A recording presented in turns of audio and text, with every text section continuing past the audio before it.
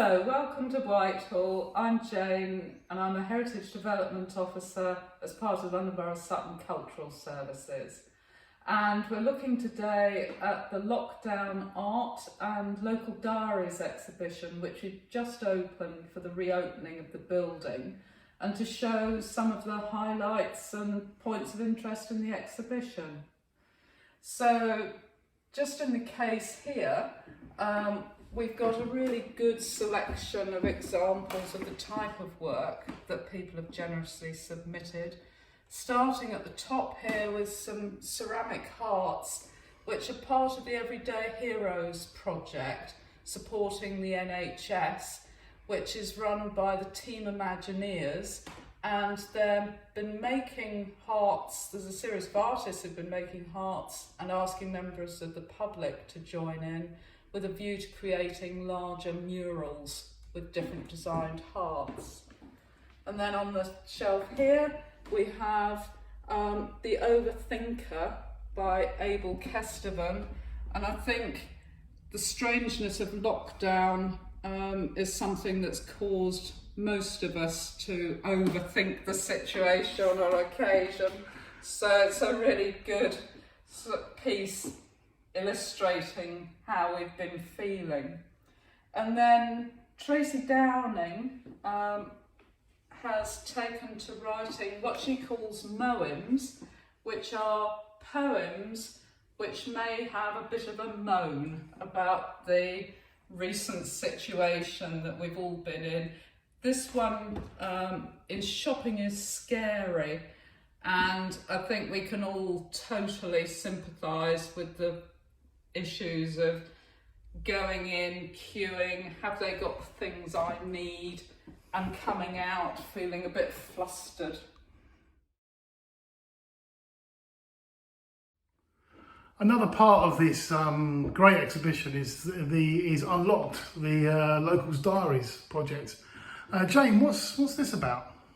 The Local Diaries is a project we started at the beginning of the pandemic, and it's recording people's feelings, how they express themselves, how they coped with this really difficult period that we've all been living through. It's a contemporary archiving project. It's still very much going on, so people can still submit. It's not too late. And we've had lovely submissions from people, which could be a written physical diary, some excerpts we've got on show. People have been sending in artwork, as we've discussed, photographs, poetry, all sorts of things, how we've all been expressing ourselves and also trying new things, taking up new hobbies. And people have been really impressing themselves and their friends with how that's developed. Yeah, it's really, I love it. It's a really exciting kind of way of recording what's been probably one of the strangest periods of everybody's life, isn't it? As Jane said, there's plenty to see at this exhibition. There's a really wide range of media, right way through from textile and mixed media, through to photography, pen and wash, all the way through to lovely pieces on machine and hand stitched embroidery, and then watercolour.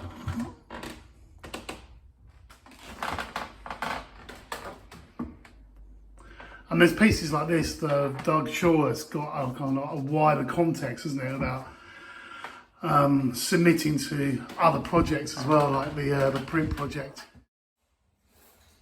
The exhibition continues at Honeywood, which is what we're about to show you in a second.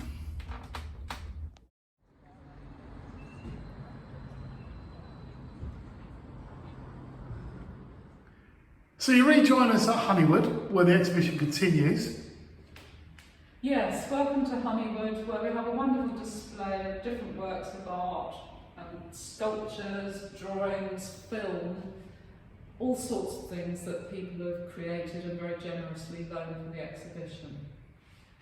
It is. I mean, it's an amazing sort of an eclectic display of just so many different things, isn't it? It's wonderful, really wonderful. So maybe it's a quick tour around the exhibition. On this wall here, we've got on the far side work by Penny Smith, which is a still life of objects that mean a lot to her, including the Indian rug, the glass. The eye represents her. Oh, okay, yeah, gotcha, yeah. And then this lovely canvas by Claire Chandler. She's been taking pleasure in walking around and looking at the trees in the local area. And this is inspired by a series of drawings she did of the trees. And then a monoprint by Abel Kesterban, red flowers in a vase.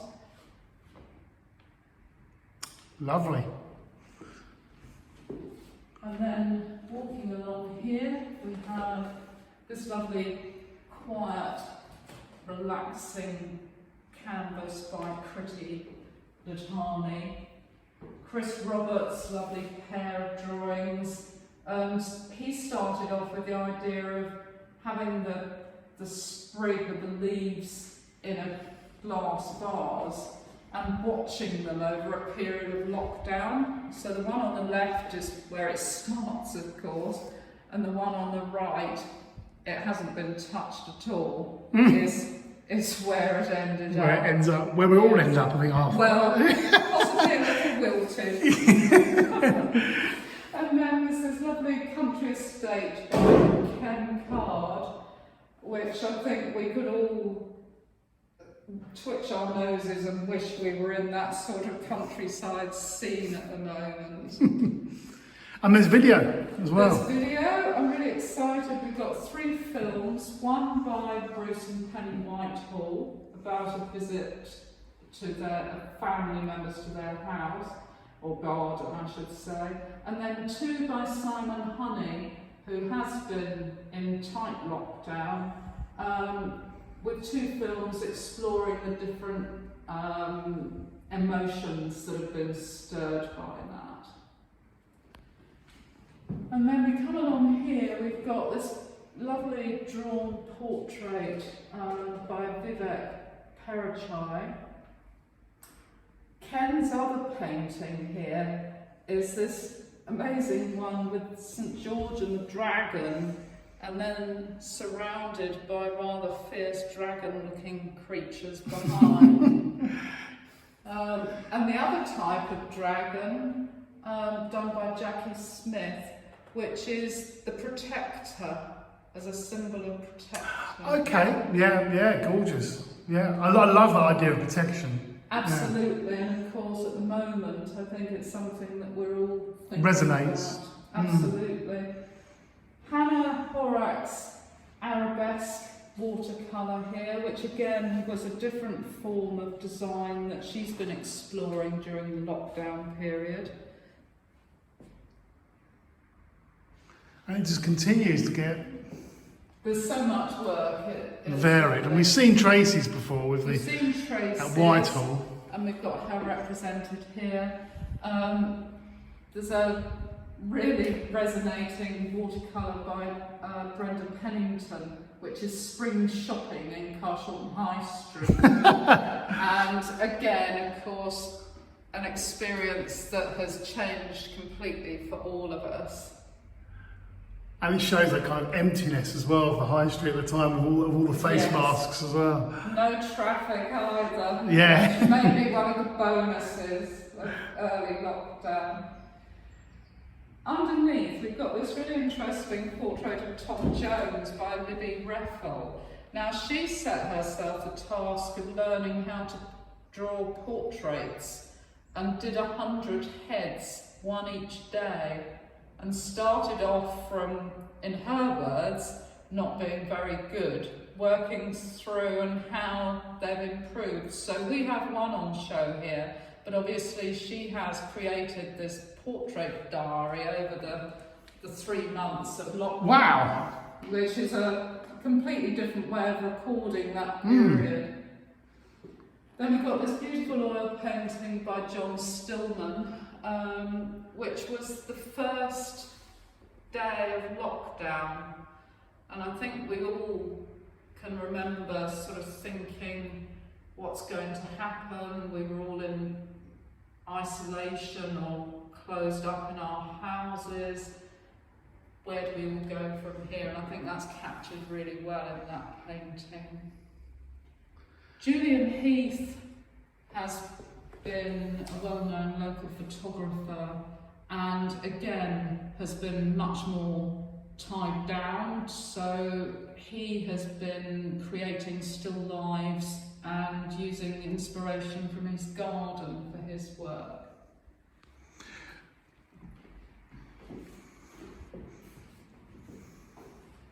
Now, coming over to this wall, we have two paintings by Sevkan Yüksel-Henschel of Enzos, which is a particular type of painting where the swirl is one brush stroke. So there are two there.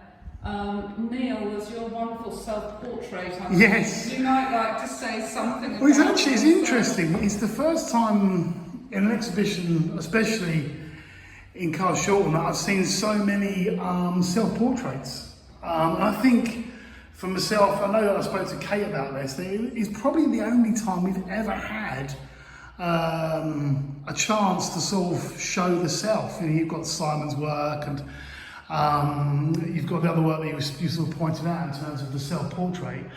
And it's very rare, I suppose, to have portraits in exhibitions because we normally have local scenes. And I think this is it, and I think also people have been thinking about the sort of emotions and issues raised by the pandemic and the lockdown, and perhaps been more self-aware in a way than they might otherwise be. Perhaps also because we've all had more time to think.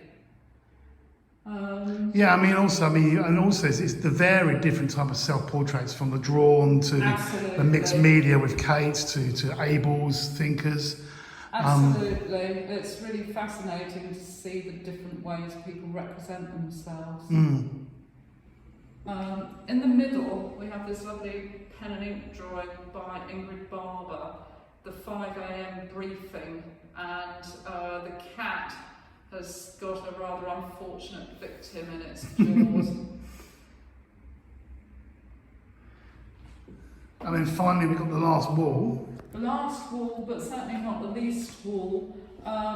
There's two works by David Tribe, Evolution, which has been, both his works have been altered, so they're longer date, but have added the coronavirus sort of little orbital planet symbols that we've all become rather familiar with to represent the microbes, and Armageddon in the centre here underneath. There's a lovely work above it by Precious Suresh showing the different emotions that have been raised by people. The colours really pop out, don't they? The colours really pop out and represent also different emotions for her. And then finally, last but not least, we have this is obviously Captain Tom. Obviously Captain Tom. Sir Captain Tom. No, Captain Tom. And I love this. This is a real piece of lockdown art, and it's worked on cardboard that was obviously available. When you look closely, there's J-cloths, bits of packaging to create the medals and all the collage pieces on it, and hundreds and thousands to make the hair. And it's about that kind of make to amend, as you were saying before. Absolutely. With everybody's artwork, really. I think some people obviously had art materials in stock, but others, in addition to that, were using whatever materials they could and find to come to hand. But again, It's actually a really good way of representing one of the elements of lockdown. People didn't want to go out shopping. A lot of these specialised arts centres were closed as well, so yes, you could order online, but it was very much about using what one had to hand. Yeah, and it continues, I suppose, after the exhibition, because I know that a lot of this stuff, especially the hearts, are going on to, I think it's St Helier Hospital, isn't it? And also the Royal Marsden as well, Yes, St George's. which is a lovely idea. So here in the middle shelf we have Hearts by Faye de Winter, and then on the lower one, Adrienne Roberts. These are part of the Everyday Heroes project that we mentioned earlier, and the lovely self-portrait sculpture by Abel Kesterban. And that's a part of the series, isn't it? You've got some Yes. more Whitehall. Yes, the Overthinker is at Whitehall. Also on the bottom shelf here, Adrienne Roberts is creating a floral mural for herself, and this illustrates two of the flowers and also a pendant. Brilliant. And the video work will show just after this interview. And then I suppose we'll continue downstairs with the Sutton South Hello. And there's lots to see downstairs. They're coming to sit in our garden, so we open the gate and bring out the swing. They can't touch our chairs nor sit on our cushions, bringing their own and their glasses from home. In the kitchen we watch, keeping back from the door. It's a pleasure for them with a flat and no garden. And everything in us is longing to hold them and to watch drinking wine as she jumps up and down.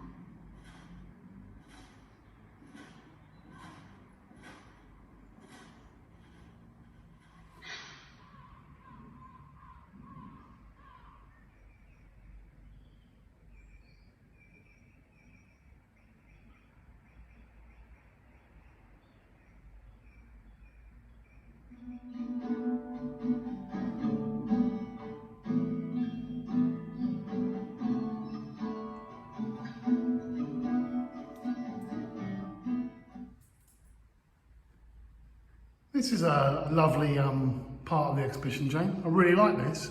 Tell me, what's it Isn't about? it wonderful? It's so colourful and bright and creative. All the work in here is done by members of the Sutton South Hello community group, and they, in common with all of us, have been struggling with isolation during lockdown, and they've created all this work during that period, which is amazing. They've been working with local artist Adrienne Roberts and creating a Matisse cutout project.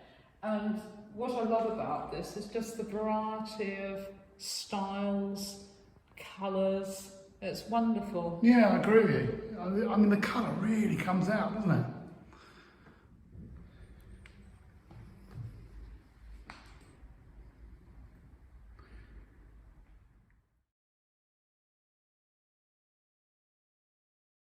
There's textiles. People have made amazing cushions and bedspreads, patchwork, and there's a really sweet Christmas themed bunting there as well.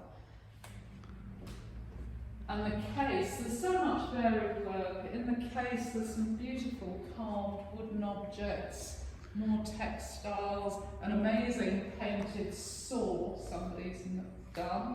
The work is so varied, isn't it? It's very varied, and I mean, right up to the Leaning Tower of Pisa, the Leaning Tower of Pisa is amazing.